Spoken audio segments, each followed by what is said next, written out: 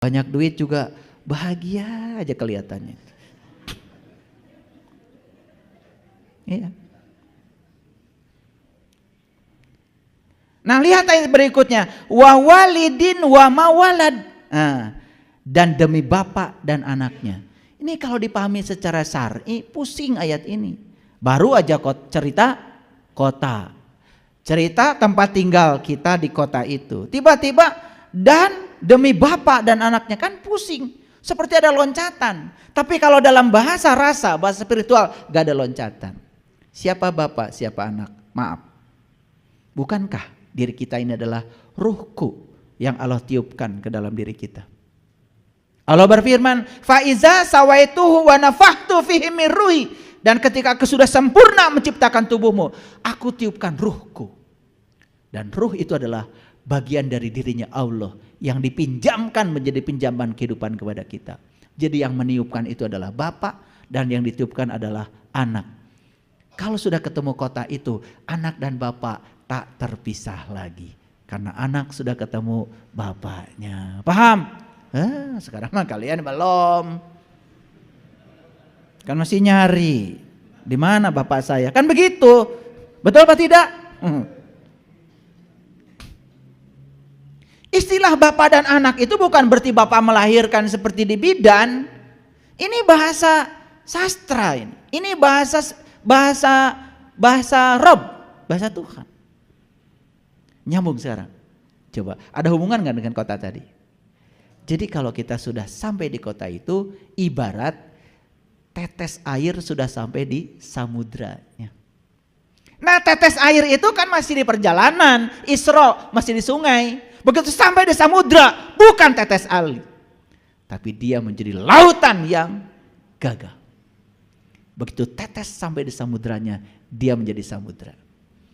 Jadi begitu percikan cahaya ilahi sampai di kota itu, dia bukan lagi percikan cahaya, dia sudah menjadi kota itu sendiri. Ketemu gak anak dan bapaknya? Manunggal gak anak dan kotanya? Itu tauhid itu. Kalau sudah masuk ke situ baru berlaku yang namanya hukum sibghatallah. Baru dia akan dicelup dengan celupan Allah.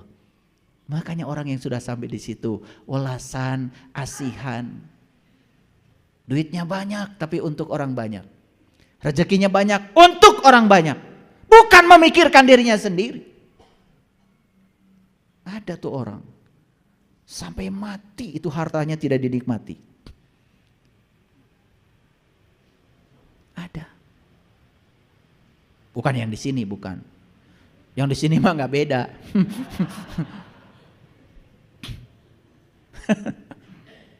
Ngerti? Wa walidin wa mawalad. Perhatikan kata-kata saya, perhatikan. Ini intuisi yang sedang berjalan. Makanya maaf, saya bukan mau memamerkan diri saya. Setiap kali saya mau kajian, saya minta restu dulu. Saya hubungkan diri saya dengan intuisi saya. Karena saya punya 5 tubuh. Pertama tubuh spiritual, 2 tubuh intuisi, 3 tubuh mental, 4 tubuh energi, yang kelima adalah tubuh fisik. Dan kalau saya sedang begini, 5 tubuh ini gumulung manunggal menjadi 1. Mohon izin, saya bukan. Jadi, kalau kita udah menghubungkan dengan kecerdasan yang tanpa batas, subhanallah. Al-Quran ini 1 ayat pun kalau dibedah itu gak selesai-selesai, 5-10 jam gak akan selesai.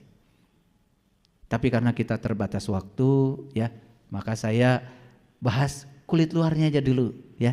Semoga ini aja bermanfaat. Paham? Lanjut. Laqad khalaqnal insan fi kabad. Sesungguhnya kami telah menciptakan manusia berada dalam susah payah. Manusia tuh begitu. Siapa manusia yang susah payah? Nih saya kasih tahu. Manusia yang belum pernah menemukan kotaknya, sampai kapanpun susah payah. Nete semplek, nincak, semplak, itu bahasa Inggrisnya. Serba salah, sholat amak te sholat komo, gitu.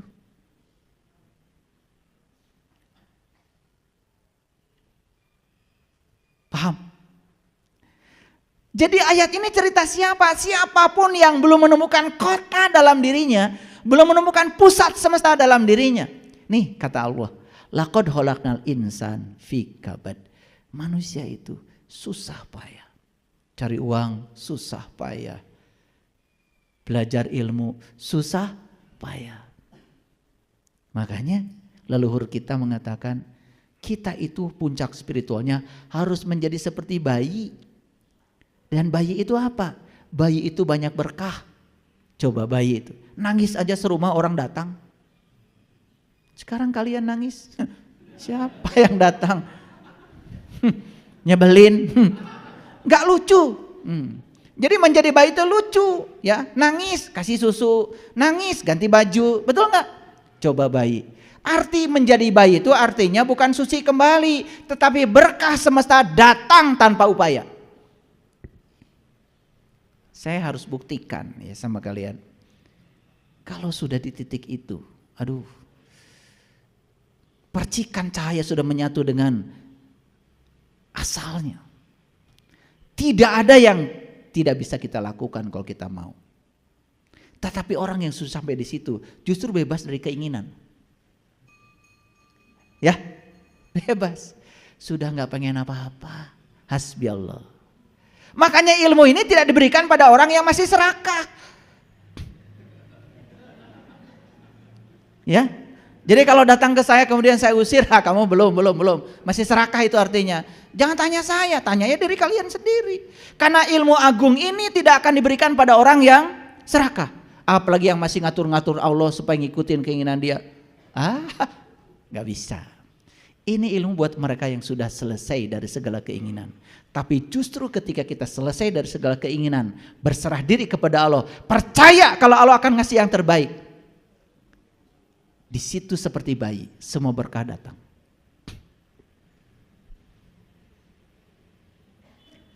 Ini ngerti maksud saya? Makanya saya bilang di awal tadi, ini ilmu tingkat tinggi nih, tingkat tinggi ya. Ini tingkat tinggi. Oleh karena itu, saking tingkat tingginya, gak usah bayar.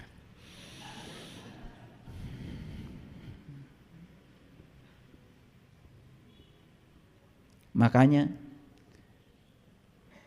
tidak ada tulisan di luar masjid ini, ditanggung tidak luntur.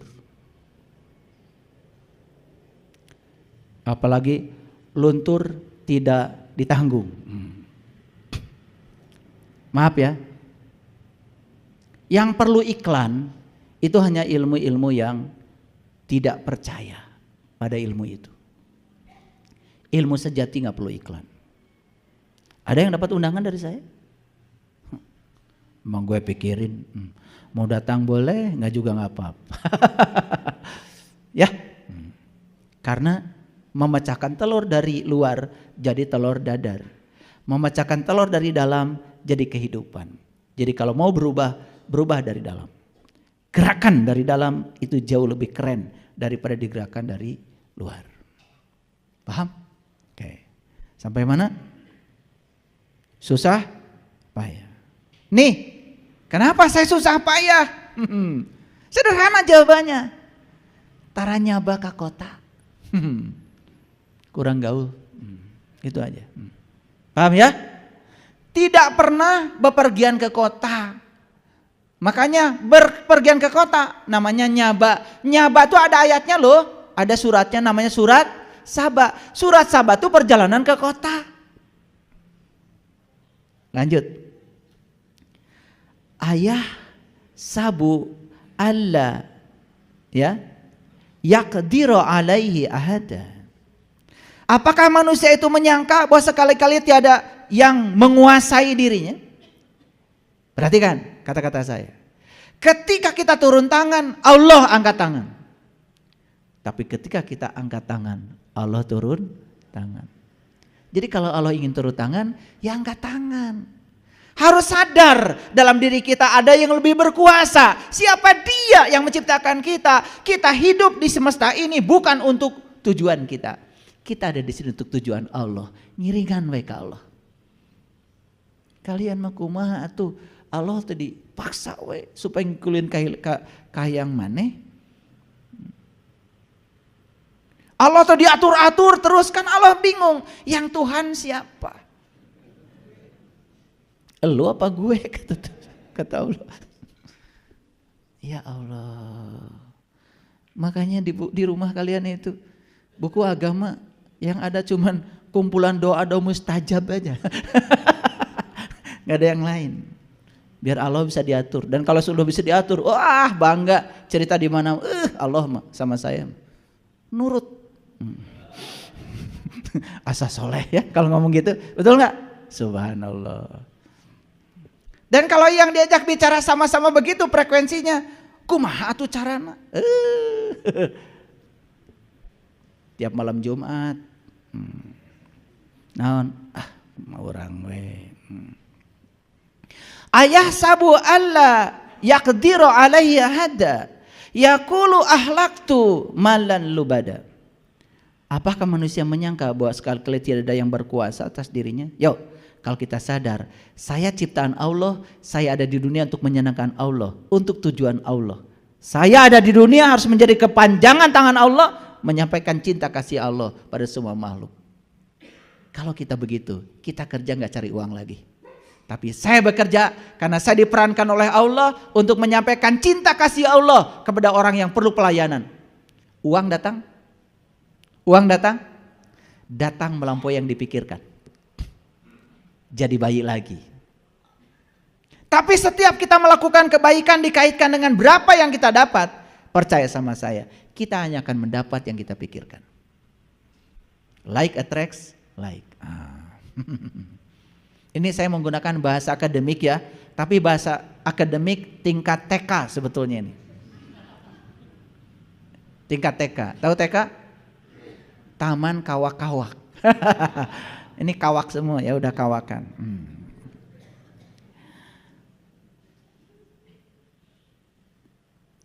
Ayah sabu alam yarahu ahadun. Apakah dia menyangka bahwa tiada yang melihatnya?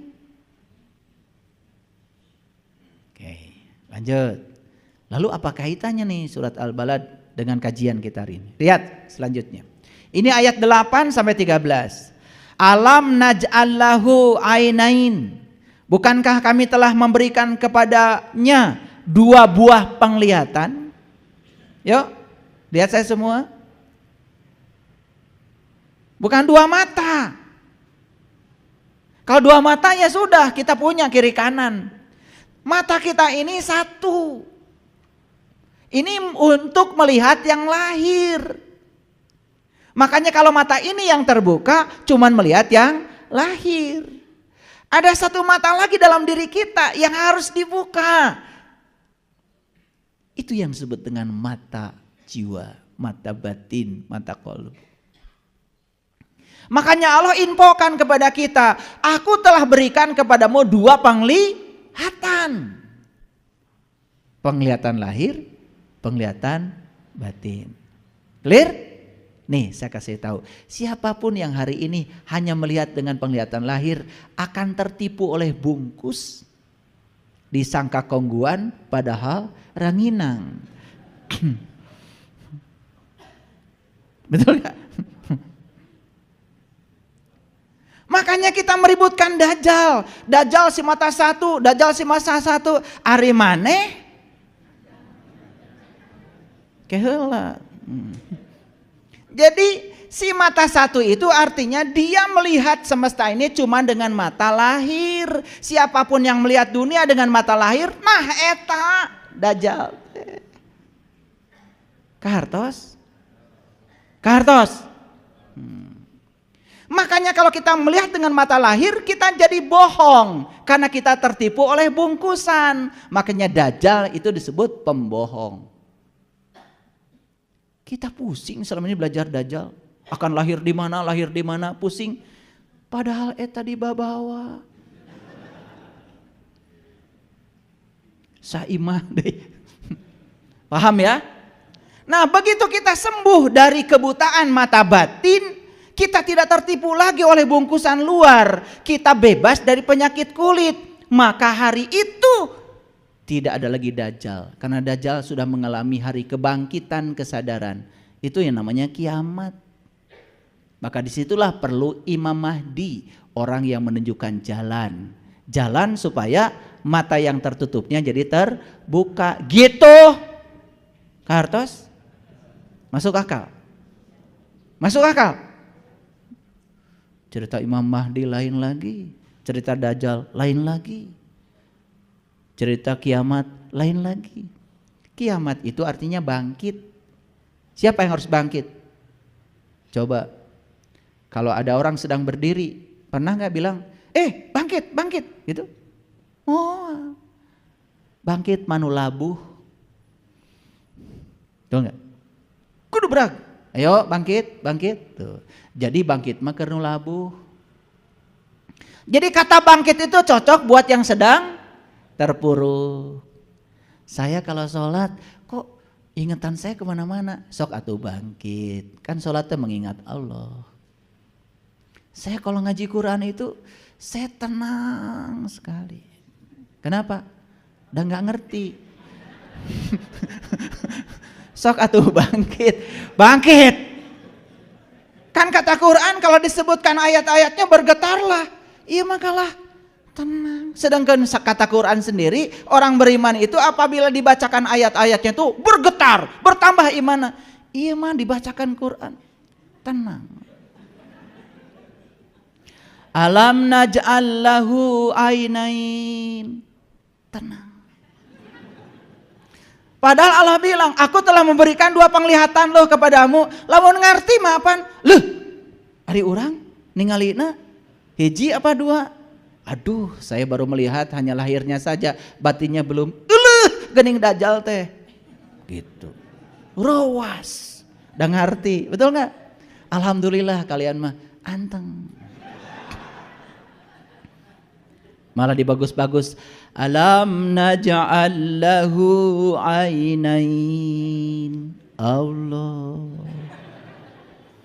Walisana wa syafatain. Allah.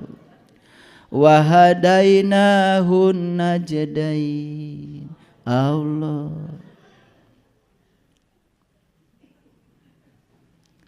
Malah di Quran Allah bilang, aku jadikan kamu kera yang hina. Allah.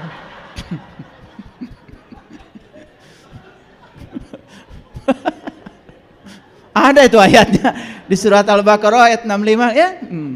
Barang siapa yang melanggar hari Isbat, hari Sabtu. Sabtu itu setelah Jumat. Jadi Jumat itu bergabung, manunggal, ketemu kotanya tuh Jumatan namanya. Nah, ketika dia sudah sampai di kota itu tapi dia melanggar janjinya, dia melanggar hari Sabtu, hari Isbat. Isbat itu dia melanggar janjinya sendiri. Makanya aku jadikan kera yang hina. Itu Qur'annya begitu. Karena melengking suaranya. Allah. Ya kalian itu memang lucu ya. Makanya benar ya, dunia itu laibun walahwun. Lahawa. Jadi lawakan. Jadi lawak itu dari bahasa Arab, dari lahawa, lawak. Memang dunia ini penuh dengan kelucuan, ya toh? Aku jadikan kamu yang hina, kera yang hina. Allah, luar biasa. Saya kalau baca Quran, ini jantung itu deg. Aduh, kalau baca Quran. Apalagi kalau baca surat Al-Waqiah. Falaula idza balagatil hulqum wa antum hina idzin tangdurun wa nahnu aqrabu ilai minkum walakin la tubsyirun. Ketika nyawa sampai di kerongkongan, saat itu kamu harus melihat aku lebih dekat kepada kamu. Tapi mengapa kamu saat itu tidak melihat? Wah, saya nggak bisa tidurnya 3 bulan. Wah, di sini bergejolak. Nanti kalau saya mati, saya melihat atau tidak melihat? Kalau saya harus melihat, apa yang harus saya lihat? Dengan mata mana saya harus melihat? Kepada siapa harus berguru supaya saya bisa melihat? Dan kalau saya mati tidak melihat, apa jadinya dengan nasib saya di kematian itu? Wah, bergetar tuh saya. Itu cuma baca ayat itu aja. Coba kalau yang nggak ngerti, Falaula idza balagatil hulqum Allah wa antum hina idin tadurun Allah wa nahnu aqrabu ilai minkum Allah walakin la tubshirun Allah. Beres nggak? Tenang.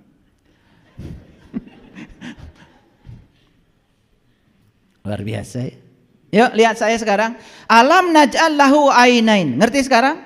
Kamu diberikan dua penglihatan loh kata Allah. Itu dijelaskan dalam Quran surat Al-Isra ayat 72. Barang siapa yang buta di dunia mata kolbunya, maka di akhirat dia akan lebih buta dan jalannya jadi sesat. Wa man kana fi hadhihi a'ma wa huwa fil akhirati a'ma wa adallu sabila. Jelas sekali. Ayat itu mendukung ayat ini bahwa kita diberi dua penglihatan. Walisanan wa syafatain.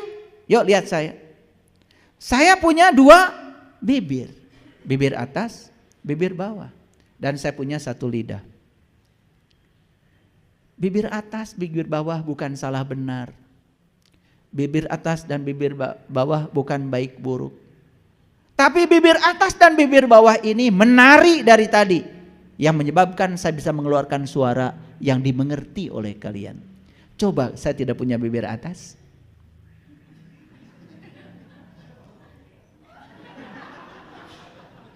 Gak ada suaranya. Atau bibir atas saja tidak punya bibir bawah. Gak ada suaranya. Suara saya ini terdengar karena ada atas ada bawah. Jadi atas dan bawah bukan baik dan buruk. Terima semua dualitas apa adanya. Ikuti tarian semesta. Lidah ini bisa menari dengan sempurna. Keluar kata-kata yang bisa dimengerti. Itu kaitannya dengan tadi kecerdasan. Kecerdasan itu adalah kemampuan untuk bisa menerima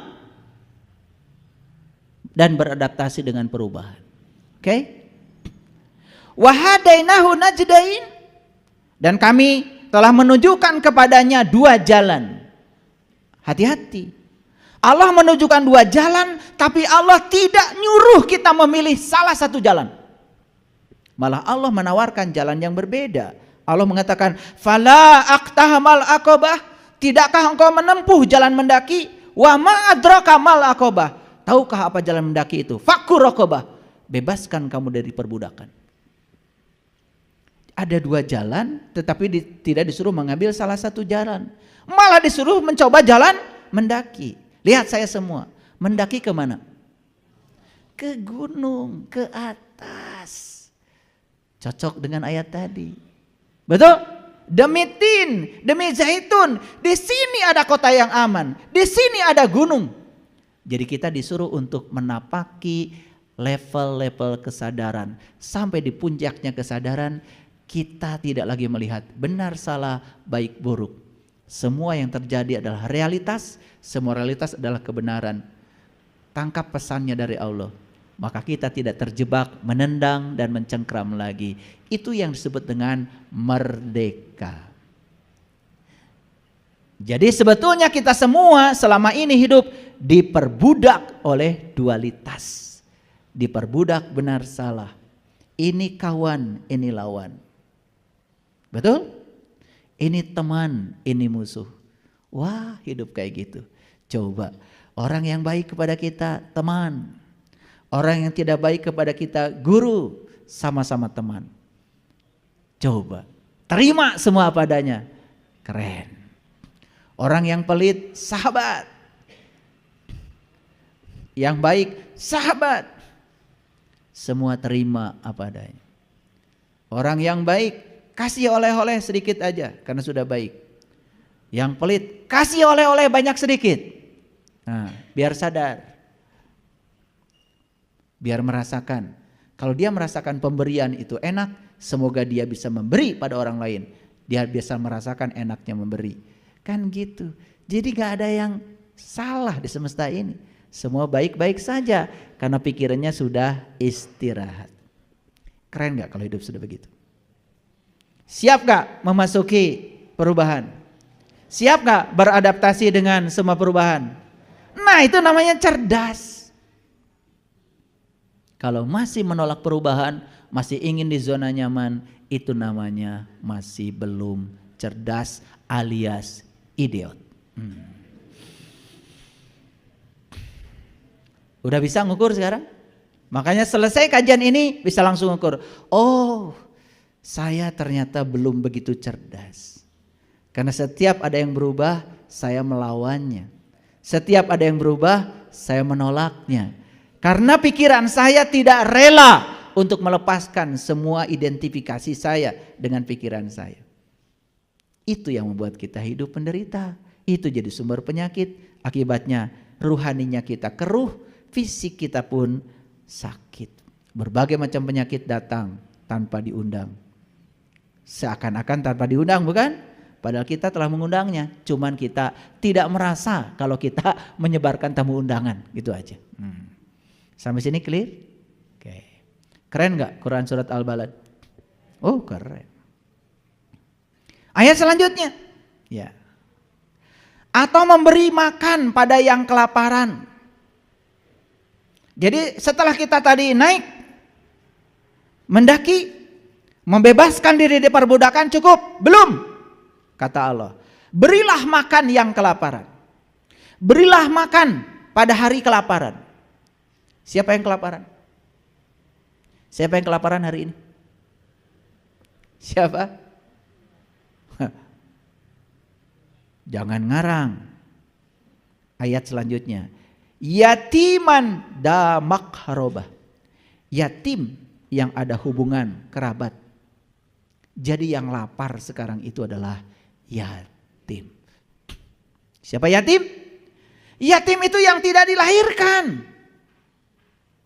Siapa yang tidak dilahirkan? Yang tidak dilahirkan adalah jiwa kita. Tubuh dilahirkan, ada ayah ibunya. Tapi jiwa tidak dilahirkan. Kata Quran, jiwa itu ditiupkan. Siapa yatim? Yang tak beribu, yang tak berbapak. Jadi yatim itu sebetulnya adalah jiwa kita. Nih jiwa kita hari ini kelaparan. Kenapa? Bertahun-tahun tidak dipedulikan. Karena kalian cuma ngasih makan tubuh saja, tapi jiwa gak dikasih makan. Jiwa itu adalah nur, makanan jiwa adalah nur. Karena jiwa jarang pergi ke kota. Yuk nanti kalau sudah punya ilmunya, ajak jiwa ke kota. Banyak makanan di sana. Makanan jiwa, indah sekali. Makanya Nabi Ibrahim ketika melakukan pencarian kan ketemu bintang, ketemu bulan, ketemu matahari, betul? Nabi Muhammad ketika melakukan pencarian ketemu An-Najm, bintang juga, betul? Luar biasa. Itulah yang disebut dengan kota yang aman. Atau kepada orang miskin yang sangat fakir. Siapa orang miskin? Saking jiwa ini tidak pernah disantuni, akibatnya jiwa ini menjadi miskin, fakir, gak terurus. Maaf ya, maaf. Kalau saya melihat jiwa-jiwa ada di sini, kasihan, gak terurus. Kalian cuma makan ini aja, ya, mulut fisik ini yang dikasih makan, tapi mulut jiwa sampai sekarang boro-boro ngasih makan, mulutnya aja sampai sekarang gak tahu sebelah mana. Betul apa tidak? Kadang-kadang suka GR ya. Kalau dengar pengajian, lagi apa ibu? Ini lagi santapan ruhani. Aduh. Pengajian kayak gini, ini santapan pikiran. Santapan ruhani bukan begini. Kan yang sedang saya ajak bicara pikiran. Kalau santapan jiwa tuh jiwa makan. Kapan itu? Nah, itu harus tahu ilmunya. Cari dulu mulutnya sebelah mana. Cari makanan bagi jiwa apa? Kasih makanan yang bernutrisi. Kalau jiwanya bernutrisi, tumbuh jiwanya secara dewasa. Maka orang yang jiwanya tumbuh cerdas. Nah, ciri orang yang tumbuh jiwanya, maka dia punya kemampuan adaptasi terhadap perubahan. Biarkan dunia berubah, biarkan datang dan pergi. Dia jadi penonton aja. Keren. Keren gak kalian hari ini? Belum. Enak aja.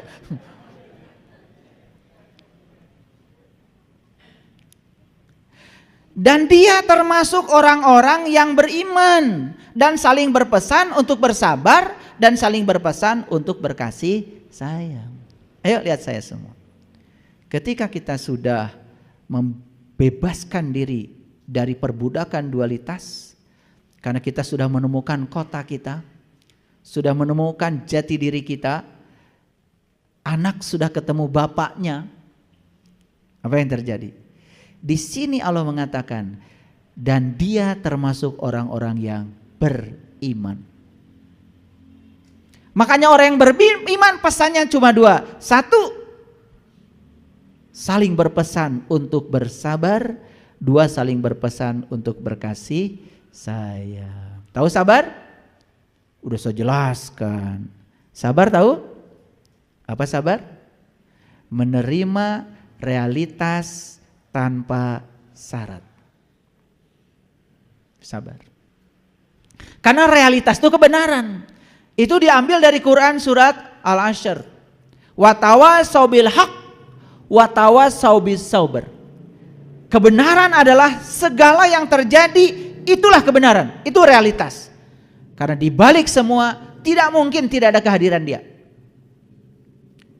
Makanya siapapun yang bisa menerima realitas tanpa syarat, maka dialah orang yang sabar.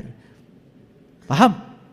Yuk kita saling bertausiah dalam sabar dan kasih sayang. Makanya kalau kita sudah bisa menerima semua realitas tanpa syarat, maka muncul dari sini tadi menyelinap yang namanya kasih. Welasan, asihan. Makanya kan ajaran leluhur kita tuh silih asah, silih asih, silih asuh, silih wawangi. Luar biasa. Simbolnya dua, maung, manusia unggul, sama kujang, kukuh karena janji.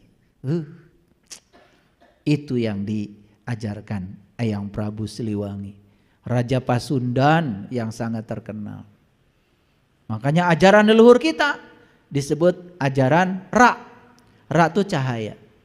Makanya Ra itu jadi nama-nama penting di negara ini. Negara ada Ra-nya. Bendera ada Ra-nya. Tentara ada Ra-nya. Nusantara ada Ra-nya. Pergi ke Jepang ada kuil Na-Ra. Pergi ke Mesir ada piramid Amon-Ra. Jadi Ra itu aslinya dari sini. Makanya daerah ini disebut Parahiang. Pa itu adalah tempat, Ra itu cahaya, Hiang itu adalah leluhur. Jadi ini adalah tempat para leluhur yang sudah mencapai cahaya. Makanya ajarannya adalah Sunadayana. Su itu artinya abadi atau besar, Na itu artinya api, Da itu besar. Jadi Su itu artinya keabadian, Na itu artinya adalah api, Da itu besar. Jadi sebetulnya cahaya abadi yang besar.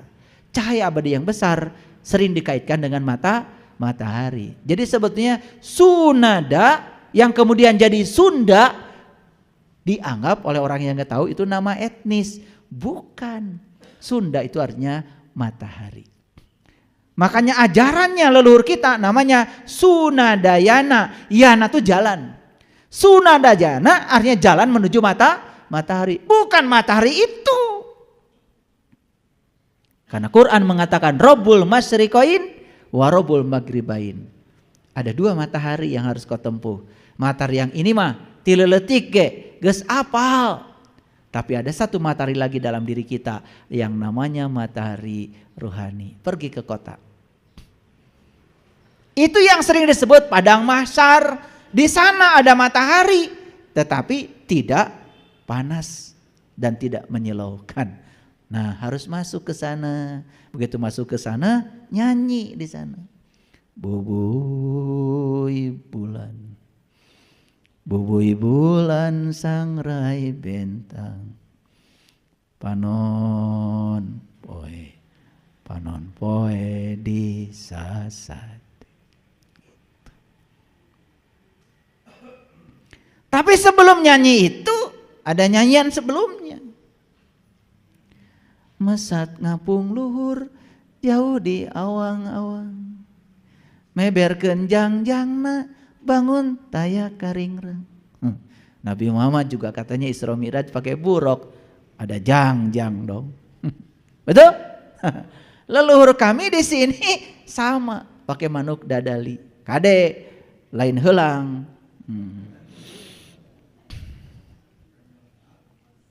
Manuk dadali jadilah burung Garuda. Makanya lambang negara kita burung Garuda. Di badannya burung Garuda ada perisai Pancasila. Wih, keren ya. Kalau dibedel itu semua, wah, kebuka. Ternyata Pancasila itu ajaran spiritualnya leluhur kita yang luar biasa. Makanya Pancasila, sila pertama bicara ketuhanan, enggak bicara Tuhan. Enggak bicara Tuhan. Tapi ketuhanan. Semua orang juga bisa bicara Tuhan, tapi ketuhanan belum tentu. Kalau ketuhanan itu memanunggal, menyatu dengan Tuhan. Jadi beda Tuhan dan ketuhanan. 2, kemanusiaan. Gak cerita manusia kok Pancasila, kemanusiaan. Karena nilai tertinggi dari manusia adalah kemanusiaannya. Kan banyak manusia yang kehilangan kemanusiaannya, kan jadi binatang. Betul gak? Orang lain karena kehel, bunuh. Beda keyakinan, bunuh.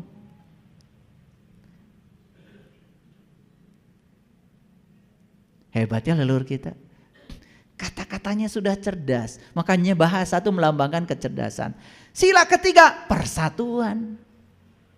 Karena persatuan itu dibutuhkan untuk bisa mengikat semua perbedaan. Sila keempat, kerakyatan. Dipimpin oleh hikmah dan kebijaksanaan. Itu dua-duanya bahasa Quran. Yu'til hikmata mayyasha wa mayyutil hikmata faqad utiya khairan katsir wa may yazakaru ila ulil albab. Makanya untuk mencapai hikmah harus jadi ulul albab, lagi-lagi ahlul bait. Makanya sila yang terakhir adalah keadilan. Keren. Sayang sekali kita tidak mengerti isinya. Bahkan kalau upacara bendera pun ya bilih teka absen. Kadang-kadang menghormat bendera aja karena nggak ngerti. Ngaplek. Indonesia tanah airku. Gagal. Karena kita tidak tahu merah putih itu apa. Merah putih itu darah. Merah putih itu adalah awal kehidupan, purwa daksina, asal muasal kita. Merah putihnya bendera Indonesia sangat berbeda maknanya dengan merah putihnya bendera bangsa lain. Karena kultur kita yang membedakan. Hormat itu. Indonesia tanah airku, tanah tumpah darahku. Di sanalah aku berdiri, jadi pandu ibuku. Siapa ibumu itu? Bumi ini ibu kita. Semua kita dilahirkan oleh bumi ini. Bapak kita adalah matahari. Betul? Apakah ayah ibu kita bisa mengeluarkan sperma kalau tidak makan? Dari mana makanan itu? Dari bumi. Hasil kerja daya sambung semesta. Ibu dengan bapak. Bapaknya adalah matahari. Gak ada matahari, gak ada beras. Gak ada jagung. Gak ada ikan, gak ada daging. Betul?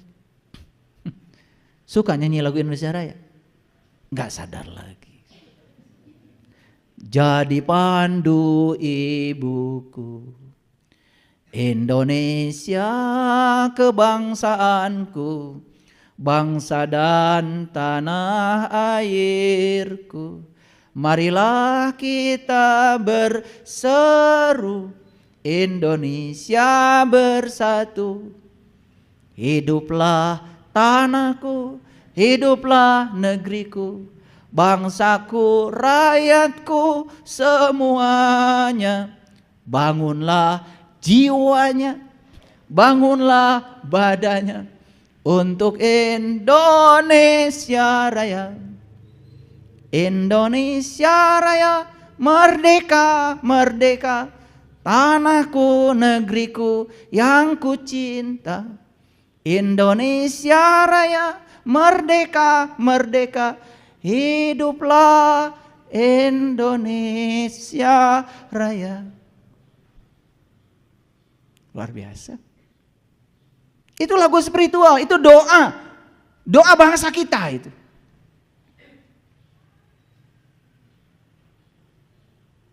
Banyak yang tidak mengerti.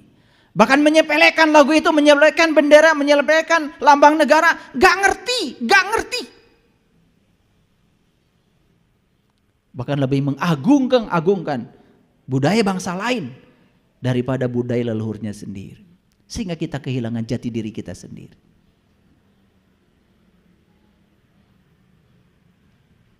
Bapak Ibu, kok saya hari ini ingin mengajak kita semua untuk bangkit. Ya, sebentar lagi kita akan pesta demokrasi, berpesta saja dengan penuh sukacita. Beda pilihan, iya sah. Hormati perbedaan, hargai perbedaan. Tidak usah berantem karena perbedaan. Ya, yuk kita rayakan pesta demokrasi ini dengan penuh sukacita. Jangan berantem. Aduh, yang rugi kita sendiri. Apalagi sampai bakar-bakaran. Saya pernah itu dulu ini sejarah ya. Saya diundang kajian itu di suatu tempat. Begitu sebelum kajian, saya di briefing dulu oleh tim panitia. Ya. Awas, di sini markasnya capres ini. Kalau Anda nanti ya berbeda, tidak mendukung capres ini, nanti Anda nggak bisa pulang. Wah, dikiranya saya bermental seperti itu. Ya udah, saya jadi wasit aja. Saya ceramahnya tidak ada kaitan dengan politik. Karena saya datang ke dunia ini untuk menyatukan dan melatih untuk menghargai perbedaan. Oke. Indah gak? Indah gak ayat Quran tadi? Terasa indahnya sekarang? Siap untuk menjadi orang cerdas? Siap? Oke. Ulangi lagi, siapa orang cerdas itu? Yang mampu beradaptasi dengan perubahan. Oke? Oke. Suami dulu ganteng? Sekarang? Tambah ganteng. Bagus. Istrinya dulu cantik? Sekarang? Tambah cantik. Keren itu, siap menerima perubahan. Ya, udah, terimalah ya pasangan hidup kita, manusia terhebat di semesta yang dipasangkan untuk kita. Kita tidak akan menjadi kita yang hari ini kalau pasangan kita bukan dia. Keren bukan? Keren. Baik, saya kira itu saja yang bisa saya sampaikan hari ini. Semoga kuliah kita hari ini memberikan semangat baru, ya, semangat baru. Dan saya yakin ya para sahabat semua punya semangat untuk terus menjadikan hidup ini lebih bermutu dan berkualitas. Terima kasih. Assalamualaikum warahmatullahi wabarakatuh.